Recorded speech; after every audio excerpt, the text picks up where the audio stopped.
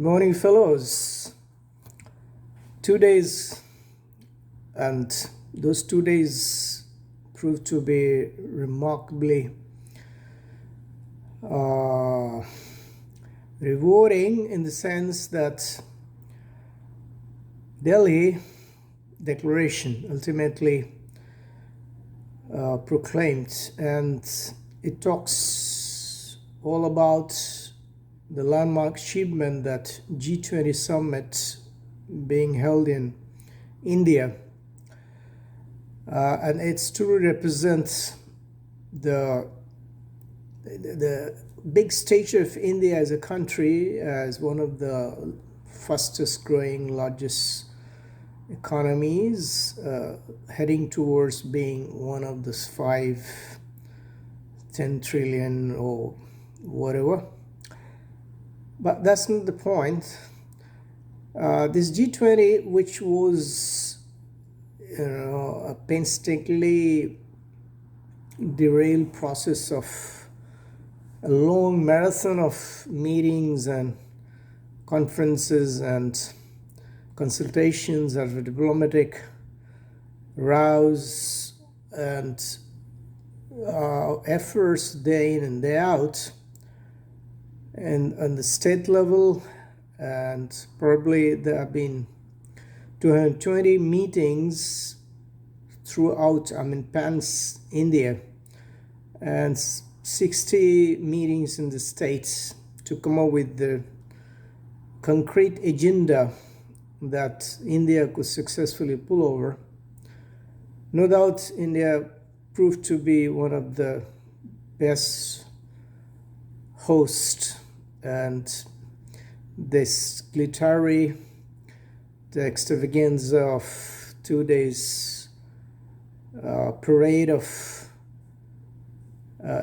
influence, political influence, I would say, because India is fast gaining momentum,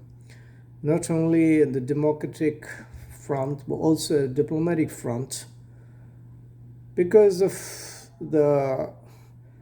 leadership or centralized thought, insight, collaboration, and lots of shoulder-to-shoulder bonhomie with the world leaders.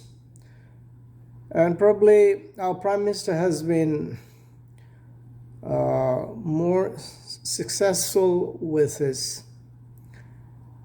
diplomacy, and our Foreign Minister, who happens to be one of the great foreign ministers, who talks sense all the time and who makes sure that India's voice is heard and we are no more treated as subjugated nations, and we are accorded the kind of recognition status that we really deserve as being the largest democracy, and also the vibrant democracy, I would say. So, being a Delhite, I'm proud and privileged to be one of the residents, because Delhi was like a bride, bedecked with all kinds of jewels. There were placards, there were newly etched out parks, plants, lots of greenery vegetation that I was hoping to see. Plenty of efforts have gone into the painstaking and continuous efforts with Delhi government and central government in sprucing up, grooming up the city to welcome the world dignitaries and 40 dignitaries world over. Apart from 20 countries, you know that even the African Union was added to this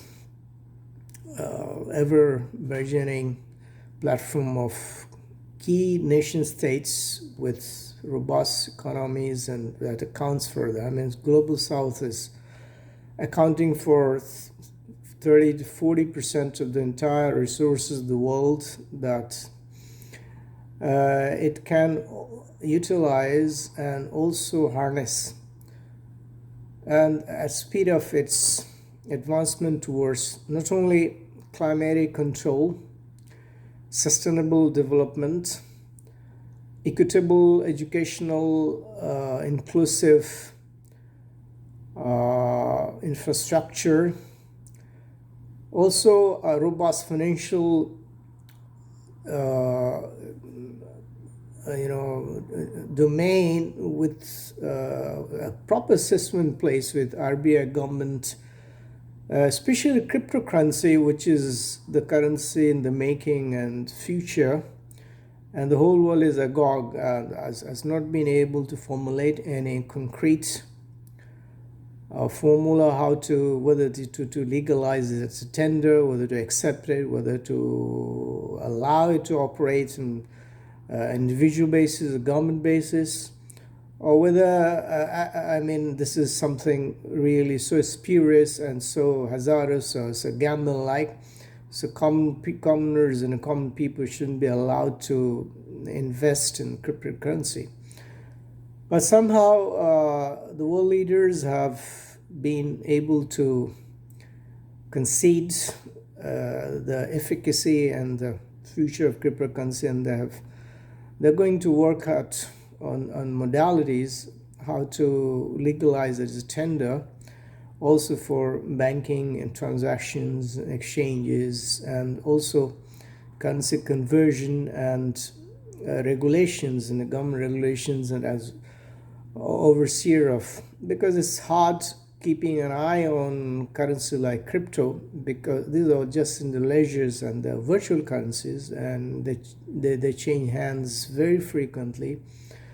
And like usual currency, we cannot have RBI or central government's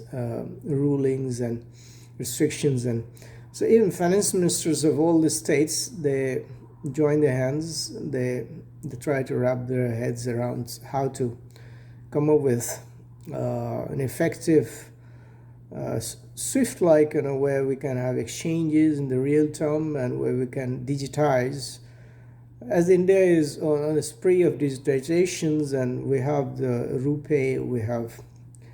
UPI payment system, we have Aadhaar linked, and there's so many. India is becoming a world leader in